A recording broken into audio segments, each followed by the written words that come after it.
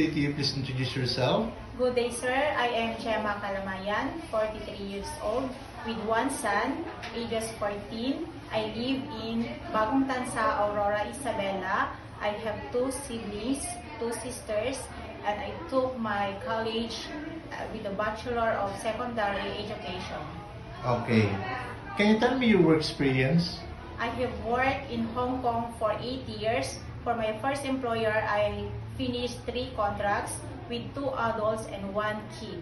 I took of the kid since birth until 6 years old. I do all the household chores like cleaning, cooking, laundry, car washing, marketing, and took care of the kid. And the second employer, I work with 1 adult and 1 kid. At the same time, I also do all the household chores like cooking, cleaning, washing, marketing, and take care of the kid. Okay. In your previous employer, how would you take care of the children, especially when sick?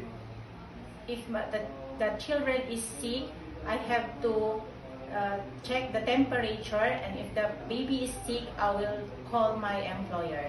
Okay. How would you describe yourself? I am honest, hardworking, and responsible, sir.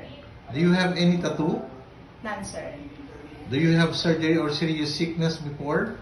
I done cesarean when I gave birth to my son 14 years ago. Do you have an allergy to certain food? No, sir. Do you smoke and drink alcohol? No, sir. Why do you want to work abroad? I want to work abroad for my to provide my family needs, especially my son, and to have a stable, financially stable for the future. Okay. If you get hard, who will take care of your child? Yes, sir. If you get hard, who will take care of your child? My mother, sir. If you're homesick, what would you do? I will focus on my work and remind myself that I need this job for my family. What time do you usually sleep and wake up?